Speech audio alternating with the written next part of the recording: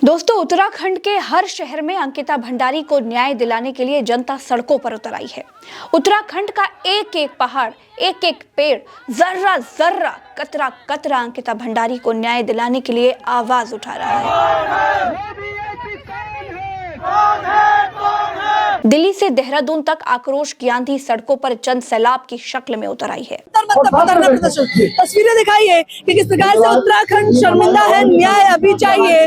VIP संरक्षण मुर्दाबाद। इधर की तस्वीरें दिखाई है, कैमरामैन, वीआईपी को गिरफ्तार करो। असली दोषी कौन है जो दिल्ली में मौन है? देख सकते हैं आप सड़कों पर किस प्रकार से देश भर में लोग बैठे हुए हैं। दिखा दिए, सीबीआई जांच नहीं तो संघर्ष जारी, हत्यारों को बचाना बंद करो, जनता की आवाज दबेगी नहीं। इधर दिखाइए, न्याय में देरी, न्याय से इनकार, उत्तराखंड की बेटी के हत्यारे बेनकाब। जाहिर तौर पर जब से ये खुलासा हुआ है कि बीजेपी के नेता को भी वीआईपी सर्विस देने की बात कही गई थी। अंकिता भंडारी मर्डर केस में वीआईपी का नाम जब से आया है तब से उत्तराखंड के मुख्यमंत्री धामी को सांप सूंघ गया है।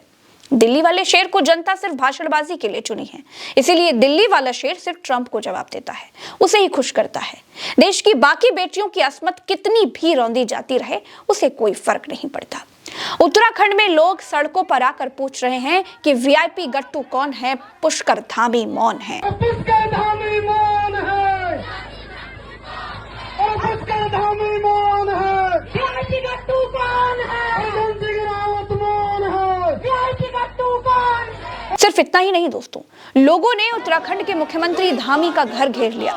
धामी ने अपने बचाव के लिए पुलिस लगा दी, लेकिन लोगों की सीबीआई जांच की मांग नहीं सुनी, क्योंकि सीबीआई जांच होते ही सरकार की गर्दन फंसेगी। कैसे, वो आगे बताऊंगी, वीडियो में आप बने रहिए। दोस्तों, उत्तराखंड में भाजपा नेता भी भाजपा सरकार पर थूक रहे हैं। हरिद्वार से भाजपा की मंडल अध्यक्ष को सुनिए जरा। मैं हरिद्वार से आई हूँ, भाजपा से मंडल अध्यक्ष हूँ। ऐसी भाजपा को, ऐसी गंदी भाजपा को, जिसने आज हमें रुला दिया। हमारी पहाड़ की बेटी, 19 साल की बेटी के साथ ऐसा बलात्कार किया और फिर उसे धक्का दे दिया। मगर इन दरिंदों को पता नहीं था कि पहाड़ की देवी देवता भी होते हैं। अगर तू सर्विस गट्टू को लेके आ, गट्टू को लेके आ, सर्विस हम देंगे उसे।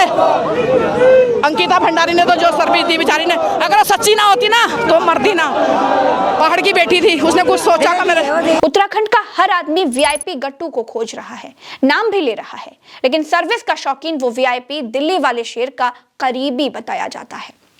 उत्तराखंड में एक एक बेटी की चीख उस वीआईपी को सर्विस के लिए ललकार रही है। बेटी बचाओ का नारा देने वाले पिछले 12 सालों में शैतान की भूमिका में दिखाई दिए हैं। भाजपा नेताओं के खिलाफ यौन उत्पीड़न के तमाम आरोप हैं। हालात ये हैं दोस्तों कि बेटी बचाओ के नारे पर लोगों ने ये कहना शुरू कर दिया है कि भाजपा नेताओं से बेटी बचाओ। इस बीच उत्तराखंड में जिन भाजपा नेताओं के भीतर आत्मा जीवित है, उनके इस्तीफों का सिलसिला भी शुरू हो गया है। पहला इस्तीफा हुआ ऋषिकेश से बीजेपी युवा मोर्चा के जिला मंत्री अंकित बहुखंडी से।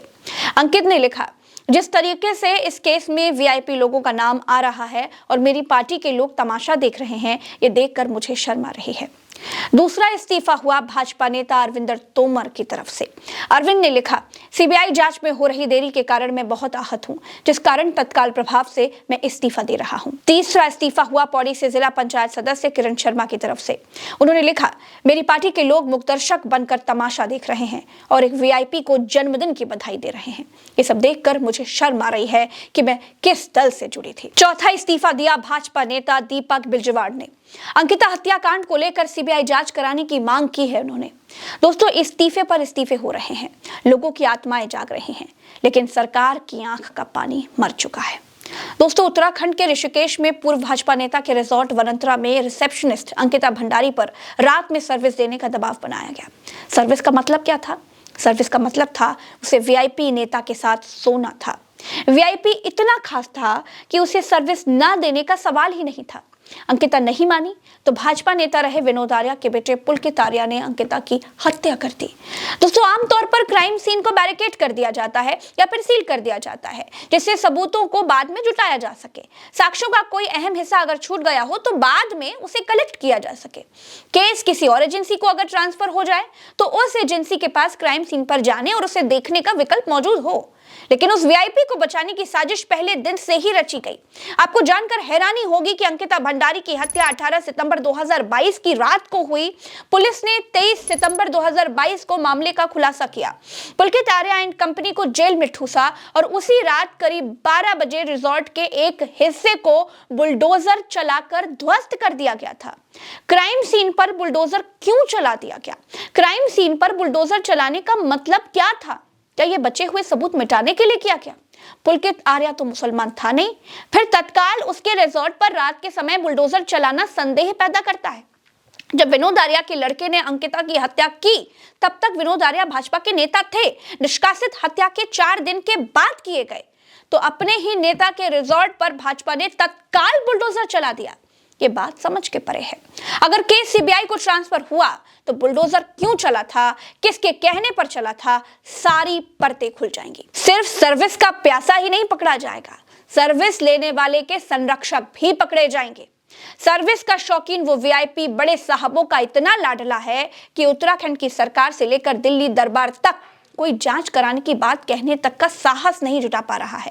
कथित तौर पर जिस भाजपा नेता को वीआईपी बताया जा रहा है, प्रदर्शनकारी जिसका नाम ले रहे हैं, वो भाजपा का राष्ट्रीय महासचिव और उत्तराखंड प्रभारी है। आरोप लगाने वालों का कहना है कि दुष्यंत गौतम प्रधानमंत्री के खास हैं और भाजपा दुष्यंत गौतम को बचा रही है। दोस्तों, केंद्र सरकार में 7 महिला मंत्री हैं। अंकिता भंडारी को न्याय दिलाने के लिए लोग सड़कों पर उतर आए हैं, लेकिन महिला होते हुए भी, हाथ में ताकत होते हुए भी ये मंत्री राजनीतिक लाभ के लिए चुप्पी साधे बैठी हैं। इनके चेहरे पहचान लीजिए: निर्मला सीतारमण, अन्नपूर्णा देवी, अनुप्रिया पटेल, शोभा करंदलाजे, रक्षा खड़से, सावित्री ठाकुर, नींबूबेन ब्रह्मनिया। इस देश में महिला मंत्री इतनी अवसरवादी, इतनी असंवेदनशील हैं कि इनका इकलौता काम अपनी कुर्सी बचाने का है। इसके अलावा उत्तराखंड में रेखा आर्या महिला मंत्री हैं, महिला एवं बाल विकास मंत्री हैं, लेकिन महिलाओं के नाम पर इनकी जुबान पर दही जम गया है। देश का महिला आयोग नींद की गोली लेकर जनवरी एंजॉय कर रहा है। सारे मंत्री, सारे इंस्टीट्यूशन सिर्फ सत्ता की गुलामी कर रहे हैं। जनता एकजुट होकर अपनी बेटी की अस्मत की लड़ाई लड़ रही है। समय इस अवसरवादिता को दर्ज कर रहा है दोस्तों, और इतिहास गवाह है कि जिन जिन लोगों ने अपने कर्तव्यों से गद्दारी की है, समय ने उनके साथ क्रूरता बरतने में कोई कमी नहीं छोड़ी है। मेरे साथ फिलहाल इस वीडियो में इतना ही। आपकी क्या राय है कमेंट में बताइएगा। आज सब्सक्राइब के लिए नहीं बोलूंगी। नमस्कार, जय हिंद।